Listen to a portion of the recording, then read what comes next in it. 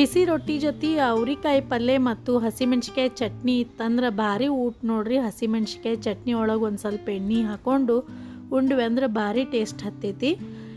ನಮಸ್ಕಾರ ಗೆಳತಿಯರೇ, ಸಿರಿ ಚಾನಲ್ಗೆ ನಿಮ್ಮೆಲ್ಲರಿಗೂ ಸ್ವಾಗತ.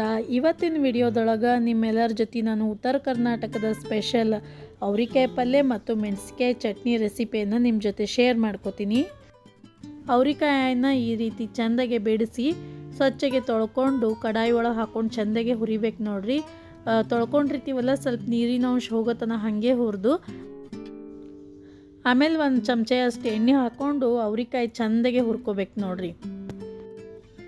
ಇದನ್ನು ಒಗ್ಗರಣೆ ಹಾಕ್ಕೊಂಡು ಕೂಡ ಹುರಿಬೋದು, ಆದರೆ ಒಗ್ಗರಣೆ ಹಾಕಿದ್ವಿ ಅಂದ್ರೆ ಹುರಿ ಟೈಮ್ನಾಗ ಜೀರಿಗೆ ಸಾಸಿವೆ ಹೊತ್ತು ಹೊಕ್ಕವು. ಅದಕ್ಕೋಸ್ಕರ ಸಪ್ರೇಟಾಗಿ ನಾನು ಹುರ್ಕೋತೀನಿ. ನೀವು ಬೇಕಿದ್ರೆ ಒಗ್ಗರಣೆ ಒಳಗೂ ಕೂಡ ಹುರ್ಕೋಬೋದು ನೋಡಿರಿ. ಒಂದು 5 ನಿಮಿಷ ಚೆಂದಾಗೆ ಎಣ್ಣೆಗೆ ಹುರ್ಕೊಂಡಾದ್ಮೇಲೆ ಅವ್ರಿಕಾಯಿ ಕಲರ್ ಸ್ವಲ್ಪ ಚೇಂಜ್ ಆಗಿರ್ತೈತಿ. ಅದನ್ನು ಒಂದು ತಾಟ್ನಾಗ ತಕ್ಕೋತೀನಿ. ಅದೇ ಕಡಾಯಿ ಒಳಗೆ ಚಟ್ನಿಯು ಕೂಡ ಪ್ರಿಪೇರ್ ಮಾಡ್ಕೋತೀನಿ. ಈಗ ನಾನು ಹಸಿ ಮೆಣ್ಸಿಕಾಯಿ ತೊಗೊಂಡಿನಿ. ಹಸಿ ಮೆಣ್ಸಿಕಾಯಿನ ಸ್ವಚ್ಛಗೆ ತೊಳೆದ್ಬಿಟ್ಟು ಒಂದರೊಳಗೆ 2 ಭಾಗ ಮಾಡಿ ಹಾಕ್ಕೊಳಾಕ್ತೀನಿ. ಹಂಗೆ ಅಪುಟ ಹಾಕ್ಕೊಂಡ್ವಿ ಅಂದ್ರೆ ಪಟ್ ಅಂತ ಹೊಡಿತಾವ್ರಿ. ಅದಕ್ಕೋಸ್ಕರ ಈ ರೀತಿ ಒಂದರೊಳಗೆ 2 ಭಾಗ, ಇಲ್ಲ ಅಂದ್ರೆ ನೀವು ಇನ್ನೂ 4 ಪೀಸ್ ಮಾಡ್ಕೊಂಡ್ರೂ ಕೂಡ ಹಾಕೋಬೋದು ನೋಡಿರಿ. ಈ ರೀತಿಯಾಗಿ ಒಂದರೊಳಗೆ 2 ಭಾಗ ಮಾಡಿ ಅದ ಕಡಾಯಿ ಒಳಗೆ ಹುರ್ಕೋತೀನಿ. ಇದಕ್ಕೂ ಕೂಡ ಒಂದು ಚಮಚೆ ಎಣ್ಣೆ ಹಾಕೋರಿ.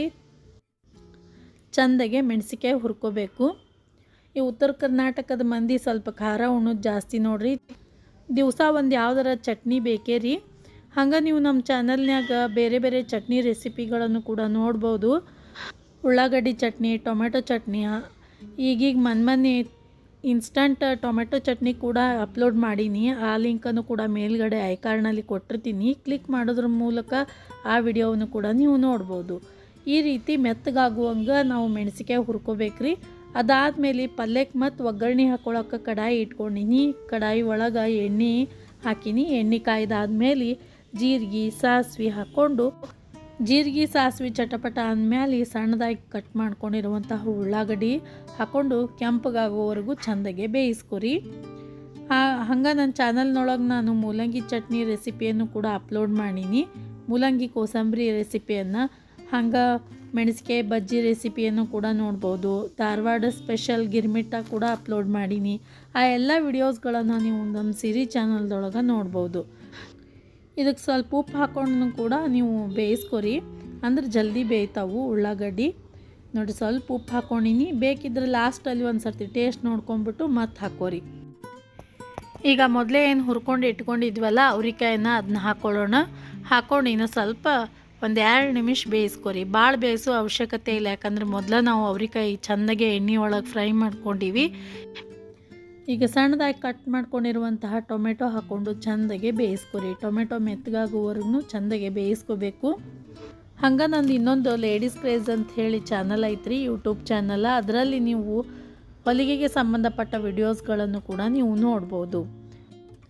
ಮಕ್ಕಳಿಗೆ ದೊಡ್ಡವರಿಗೆ ಹೊಲಿದಿರುವಂತಹ ಡ್ರೆಸ್ಗಳು, ಬ್ಲೌಸ್ನ ಕಟ್ಟಿಂಗ್ ಎಲ್ಲ ವಿಡಿಯೋಸ್ಗಳನ್ನು ಕೂಡ ಅಪ್ಲೋಡ್ ಮಾಡೀನಿ. ಈಗ ಇದಕ್ಕೆ ನಾವು ಖಾರ, ಅರಿಶಿಣ ಪುಡಿ, ಹವೇಶ್ ಪುಡಿ, ಮಸಾಲೆ ಖಾರ ಹಾಕ್ಕೊಂಡು ಒಂದು ತಟಕ್ಕೆ ಸಕ್ಕರೆ ಹಾಕ್ಕೊಂಡೇನ್ರಿ, ಭಾಳ ಹಾಕ್ಕೊಂಡಿಲ್ಲ, ಸ್ವಲ್ಪ ಹಾಕ್ಕೊಂಡು ಚೆಂದಾಗೆ ಕಲಿಸ್ಕೋಬೇಕೀಗ.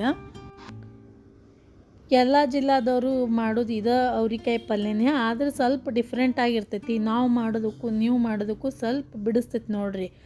ನಮ್ಮ ಉತ್ತರ ಕರ್ನಾಟಕದ ಮಂದಿ ಪಲ್ಯಕ್ಕೆ ಖಾರಾಳ ಪುಡಿ ಮತ್ತು ಶೇಂಗಾದ ಪುಡಿ ಇರಲಿಲ್ಲ ಅಂದ್ರೆ ನಡೆಯಂಗಿಲ್ಲ ನೋಡ್ರಿ. 2ರೊಳಗೆ 1 ಬೇಕೇ ಪಲ್ಯ ಮಾಡೋಕೆ. ಯಾವುದೇ ಕಾಯಿ ಪಲ್ಯ ಮಾಡಿರಿ ಅದಕ್ಕೆ ಶೇಂಗಾದ ಪುಡಿಯರ ಇಲ್ಲ ಅಂದ್ರೆ ಖಾರಾಳ ಪುಡಿಯರ ಹಾಕ್ತೀವಿ. ಈಗ ಲಾಸ್ಟ್ ನಾವು ಶೇಂಗಾದ ಪುಡಿ ಹಾಕ್ಕೊಂಡು ಚೆಂದಾಗಿ ಮಿಕ್ಸ್ ಮಾಡ್ಕೊಳ್ಳೋಣ. ಈಗ ಒಲೆ ಬಂದ್ ಮಾಡಿಕೊಂಡು ಪಲ್ಯ ಈ ರೀತಿ ಒಂದೇ ಕಡೆ ಮಾಡ್ಕೋಬೇಕು. ಮಾಡಿಕೊಂಡು ಸಣ್ಣದು ಗುಮ್ಮನ್ ಪ್ಲೇಟ್ ಏನಿರ್ತೈತಲ್ಲ ಅದನ್ನು ಮುಚ್ಚಿ ಒಂದು 5 ನಿಮಿಷ ಇಡ್ಬೇಕು ನೋಡ್ರಿ.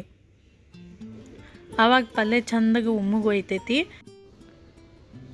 ಈಗ ಪಲ್ಯ ಪೂರ್ತಿಯಾಗಿ ರೆಡಿ ಆಗೈತೆ ನೋಡ್ರಿ. ಇದಕ್ಕೆ ಲಾಸ್ಟಲ್ಲಿ ಫ್ರೆಶ್ ಆಗಿರುವಂತಹ ಕೊತ್ತಂಬರಿಯನ್ನು ತೊಳ್ಕೊಂಡು ಸಣ್ಣದಾಗಿ ಕಟ್ ಮಾಡ್ಕೊಂಡು ಹಾಕ್ಕೊಂಡ್ವಿ ಅಂದ್ರೆ ನಮ್ಮ ಅವ್ರಿಕಾಯಿ ಪಲ್ಯ ರೆಡಿ ಆಯಿತು.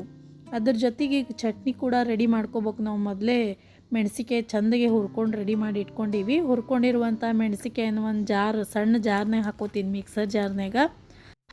ಈ ಚಟ್ನಿ ನೀವು 3-4 ದಿವಸ ಇಟ್ರೂ ಕೆಡಂಗಿಲ್ಲ ನೋಡ್ರಿ. ಮೆಣಸಿಗೆ ಚೆಂದಾಗೆ ಹುರ್ಕೊಂಡಿರಬೇಕು. ಬೆಳ್ಳುಳ್ಳಿ ಇರಲಾರ್ದೆ ಚಟ್ನಿ ಆಗಂಗಿಲ್ಲ. 7-8 ಬೆಳ್ಳುಳ್ಳಿ ಎಸಳು ಹಾಕ್ಕೊಂಡಿನಿ, ಕರಿಬೇವು ಹಾಕ್ಕೊಂಡಿನಿ ಮತ್ತು ಸ್ವಲ್ಪ ಹುಳಿಗೋಸ್ಕರ ಹುಣಸೆ ಹಣ್ಣು ಹಾಕ್ಕೊಂಡಿನಿ. ರುಚಿಗೆ ತಕ್ಕಷ್ಟು ಉಪ್ಪು ಹಾಕ್ಕೊಂಡಿನಿ. ಸ್ವಲ್ಪ ಜೀರಿಗೆ ಹಾಕೋರಿ. ಜೀರಿಗೆ ಬೆಳ್ಳುಳ್ಳಿ ಇರಲಾರ್ದೆ ಚಟ್ನಿನೇ ಅಲ್ಲದು. ಸ್ವಲ್ಪ ಫ್ರೆಶ್ ಆಗಿರುವಂತಹ ಕೊತ್ತಂಬರಿಯನ್ನು ಸಣ್ಣದಾಗಿ ಹೆರ್ಚ್ಕೊಂಡು ಹಾಕೋರಿ. ಈಗ ಇದನ್ನು ಸಣ್ಣದಾಗಿ ರುಬ್ಕೋಬೇಕು. ಈಗ ಇದಕ್ಕೆ ಇನ್ನೊಂದು ಮರೆತು ಬಿಟ್ಟಿದ್ದೆ ರೀ, ಬೆಲ್ಲ. ಅದನ್ನು ಕೂಡ ಒಂಚೂರು ಹಾಕ್ಕೊಂಡು ಮತ್ತೊಮ್ಮೆ ಮಿಕ್ಸಿಗೆ ಹಾಕ್ಕೊಂಡಿನಿ. ಈಗ ನಮ್ಮ ಮೆಣಸಿಕಾಯಿ ಚಟ್ನಿ ಪೂರ್ತಿಯಾಗಿ ರೆಡಿ ಆಗೈತಿ. ನಿಮಗೆಲ್ಲರಿಗೂ ಈ ವಿಡಿಯೋ ಇಷ್ಟ ಆಯ್ತು ಅಂದ್ಕೋತೀನಿ. ಅವ್ರಿಕಾಯಿ ಪಲ್ಯ ಮತ್ತು ಮೆಣಸಿಕಾಯಿ ಚಟ್ನಿ ರೆಸಿಪಿ ಹೆಂಗೆ ಅನ್ನಿಸ್ತು ಅಂಥೇಳಿ ಕಮೆಂಟ್ ಸೆಕ್ಷನ್ ಒಳಗೆ ತಿಳಿಸ್ರಿ. ಹಂಗೆ ನಮ್ಮ ಚಾನಲ್ಗೆ ಸಬ್ಸ್ಕ್ರೈಬ್ ಮಾಡೋದನ್ನು ಮಾತ್ರ ಮರಿಬೇಡ್ರಿ. ಹಾಗೆ ಚಟ್ನಿ ಒಳಗೆ ಎಣ್ಣೆ ಹಾಕೋದನ್ನು ಕೂಡ ಮರಿಬೇಡ್ರಿ. ಚಟ್ನಿ ಒಳಗೆ ಎಣ್ಣೆ ಇದ್ರೇ ರುಚಿ ಹತ್ತೈತಿ. ಬಿಸಿ ಬಿಸಿ ರೊಟ್ಟಿನೂ ರೆಡಿ ಆಗ್ಯಾವು. ನೀವು ಸಬ್ಸ್ಕ್ರೈಬ್ ಮಾಡೋದ್ರಿಂದ ನನಗೂ ಒಂದು ಹೊಸ ಮೋಟಿವೇಶನ್ ಸಿಕ್ಕಂಗೆ ಆಕತಿ ಹೊಸ ವಿಡಿಯೋಸ್ಗಳನ್ನು ಮಾಡೋದಕ್ಕೆ. ಅದಕ್ಕೆ ಸಬ್ಸ್ಕ್ರೈಬ್ ಮಾಡೋದನ್ನು ಮಾತ್ರ ಮರಿಬೇಡ್ರಿ. ಧನ್ಯವಾದಗಳು.